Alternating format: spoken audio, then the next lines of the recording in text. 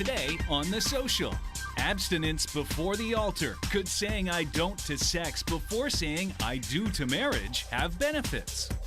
Prescription to pretty. How a real-life Dr. McDreamy says his looks affect his practice. And age of education. Should parents hold kids back from starting school if they have a late birthday? Then, fashion that will have you tickled pink. Erica Wark is back with looks featuring the season's hottest hue. Plus, how to clock out of a career you don't love. Professional advice on pursuing your passion. It all starts now on The Social.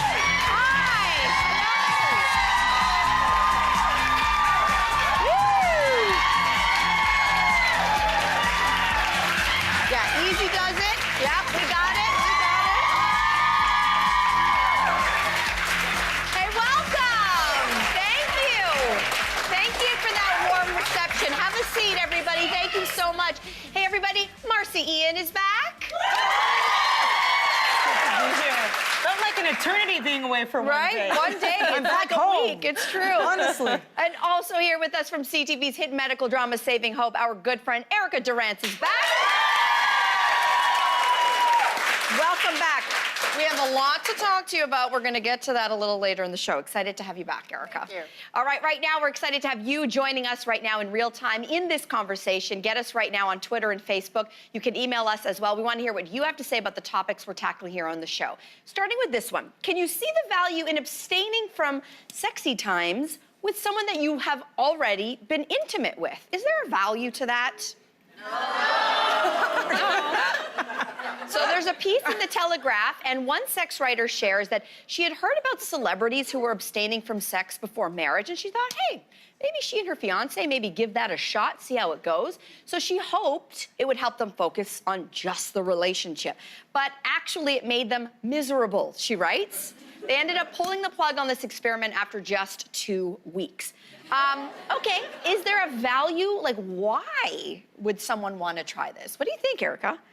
You know, I each to their own. I think maybe they're trying to keep it fresh. Maybe they're trying to do a little role playing, pretend they don't know each other. I don't know, and then meet each other there. And I mean, that could, like, that could at the altar, right? I'm not sure. For the first time, you know. Yeah. Would you do this?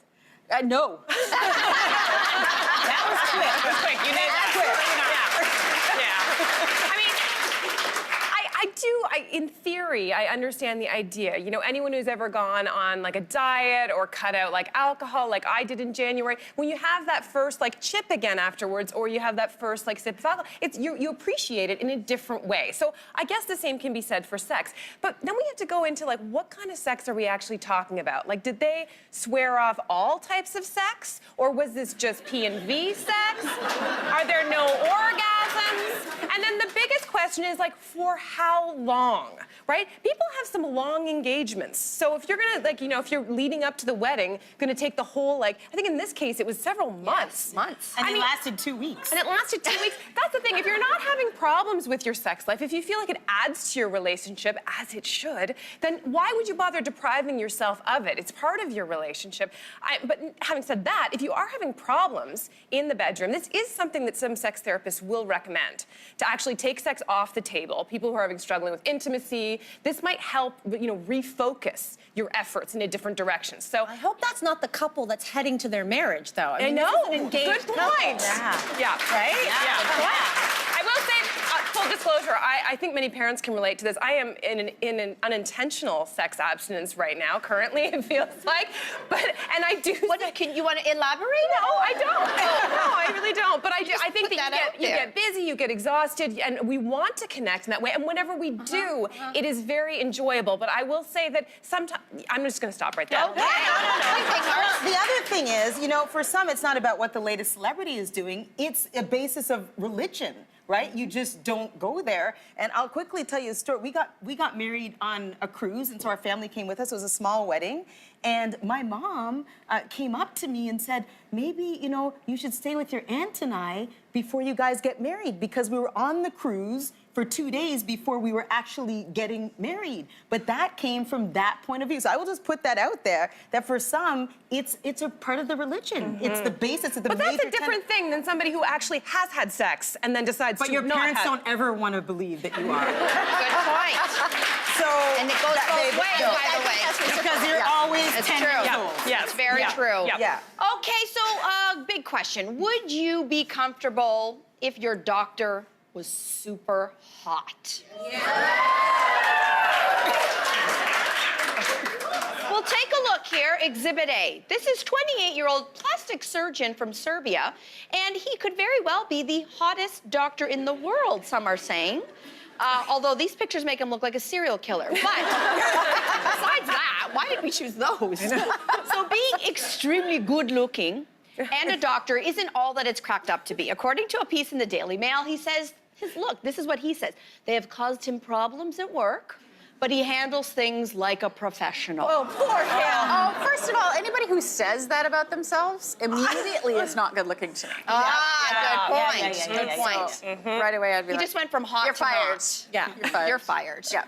And let's keep it, let's remind ourselves that this is a dilemma that would only matter when you're going in for preventative care, right? Because if you are like my mother, who's been in and out of the hospital over the last 20 years with serious illnesses and in very dire circumstances, you don't actually care if your doctor is hot or not. In fact, most of the time you don't know that. You just want them to know what they're That's doing. right. That's right. There was this one time where I was in the hospital with her. It was an emergency, and there was a very attractive surgeon. And then afterwards, after it was okay, I was like, "Do you remember that hot guy, that hot doctor?" And then she yelled at me. She was like, "You were busy noticing a hot doctor when I was like on death's door." However, I will say that my personal policy has always been: I'll see a male doctor, I'll see a female doctor. I don't really care. Because I know some women only want to see women doctors, right? When I was growing up, I feel like in my mind, all the male doctors I would go to would be like really old guys. Like you'd never think of this guy as a potential romance person because it was always someone's grandpa. Yeah. But now I'm at a stage in my life where those people have retired and all the doctors are either my age or younger.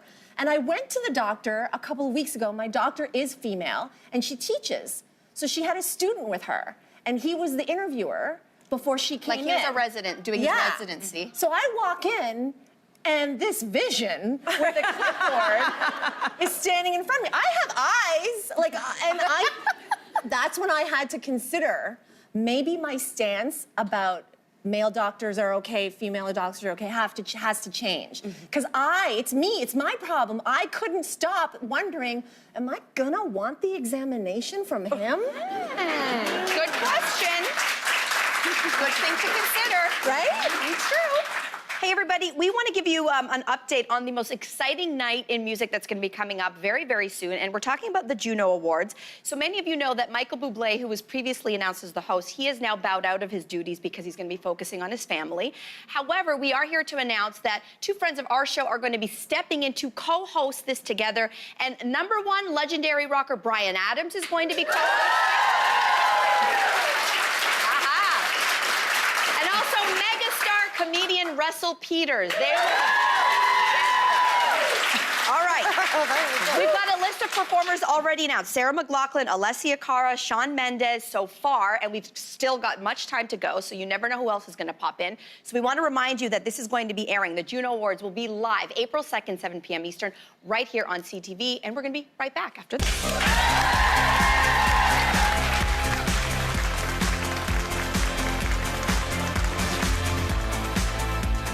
Up, would you consider holding your child back from kindergarten if they had a late birthday? Tweet us your thoughts and join the conversation. And later, pretty in pink, stylish ways to rock the cool color. Tomorrow on The Social, perfect your pasta game. Different types of noodles and how to use them.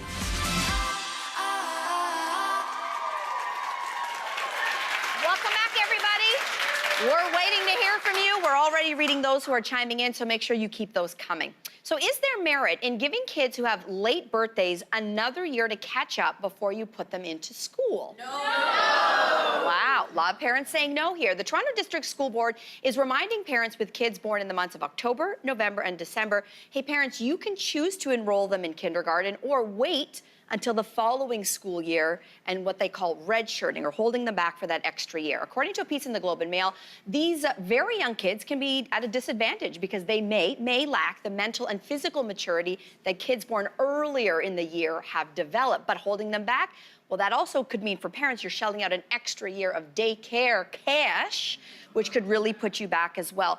You've got lots of kids, lots of very busy household. Where do you stand on this? You know what? I'm going to be different than everybody here, I guess, but having brought one kid through school, that's a boy, I know that my son that's later in the year, like the one I just had, Liam, is born in December, I would probably hold him back. I think you have to watch your kid and see what your kid's like, but for him going to school being 4 versus 5, almost 6, it does make a huge difference, and there's a lot that's out there that says the kids that are born in January, February, or March statistically do a little bit better with their peers, with their studying, and in sports. I'm talking boys, because of the development, and the boys do tend to develop not as quickly as girls. And so we're already in a traditional system. The boys are supposed to sit still, calm down, and do something that's totally against the way they naturally are anyways. So when they're really young, I don't know. I just don't think it would be So for you, fair you're to him. thinking you're going to redshirt. I'm thinking I may, yeah, like I'll watch him, but I don't want to send him in if he's not ready. But didn't you sort of hit the nail on the head? Doesn't it kind of depend on, well, a few factors, both your own child, because every child is different a little bit, but also, isn't this conversation like one of privilege to begin with? Because I think there are lots of parents out there for whom the cost of daycare or help out during the day is astronomical, and it's really hurting them. So they are just anxiously awaiting the time when they can put their kids in the school system so that they don't have that extra cost. So the idea, right? Like, you need to think of those people. So yeah, sure. Isn't it nice that some people can sit around and contemplate where their child, if they're going to be an advantage or disadvantage? I think ultimately the research suggests also that it doesn't necessarily matter that much as you go down. Like, the gap is reduced by grade 2, and then some studies show that the gap is completely gone by the end of the elementary school years. I know for a fact that my parents never worried about this as well. Let me just put this out there. My parents, I was born in the 70s, and they were both teachers, and they just kind of like put us in the school system. Here's where I'm going to jump in, though, because we turned out fine, is my point. We turned out fine. You did,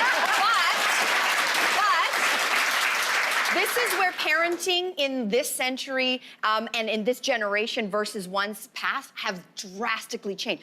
Every parent, not every, many parents are looking for that competitive edge for their kids. Not me. And so, fine for you, but there are parents that are. And there are parents who are looking and saying, if Johnny or Jane is going to have an advantage, then I'm going to do whatever I need to do so that they have that competitive edge in kindergarten, because that could actually mean that if they're going to get held back and that's going to hurt them in their educational success, then I'll do whatever I need to do. So there are parents who when you go back to the sports thing, this is not just educational. Oh, yeah, there are people who have family planning because they want their boys to get into the NHL. So they will try to plan to conceive.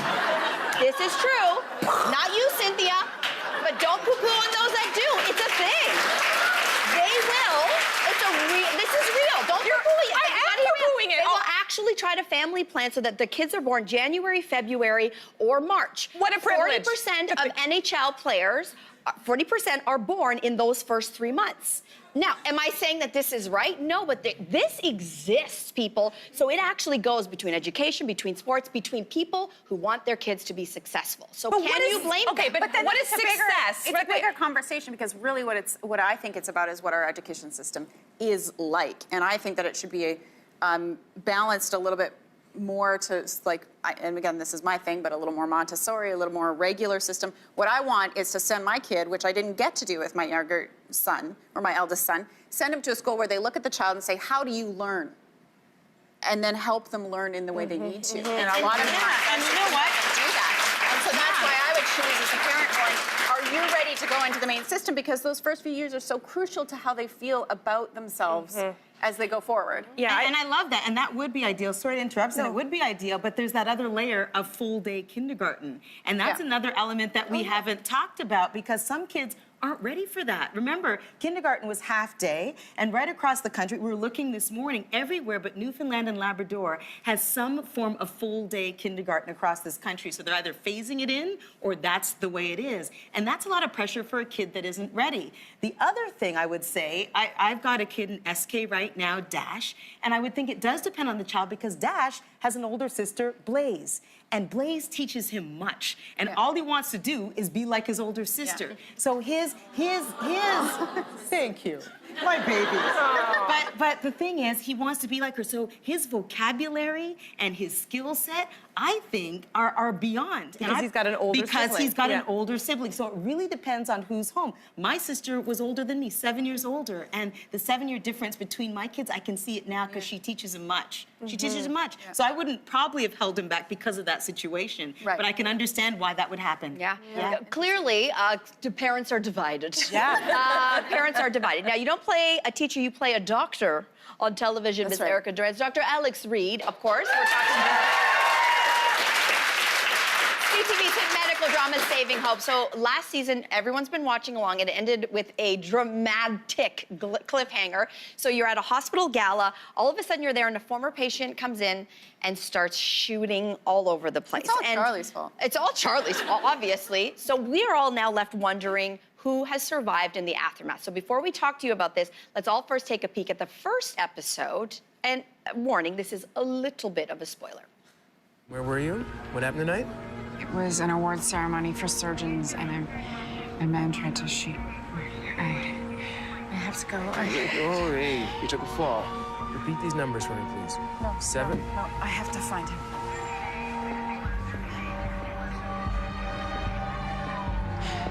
Alex? Alex?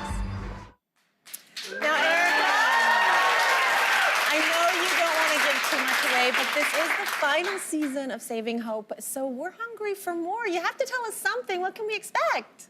Oh, it's Charlie and Alex 2.0. I mean, I think that, there's going to be a lot of the same of going back and forth. Do they love each other? Is their love strong enough? Will they make it? And so we're going to keep everybody really, really hooked into the very last second of the season to see how they manage to potentially stay together or not. Ooh, we're so excited. Yeah. Erica, it's been a pleasure to have you here. Welcome back. Thank you so much for being here. Okay, final season. The final season of Saving Hope. It kicks off Sunday. Do not miss it. That's this Sunday, 10 p.m. Eastern, right here on CTV. We'll be right back.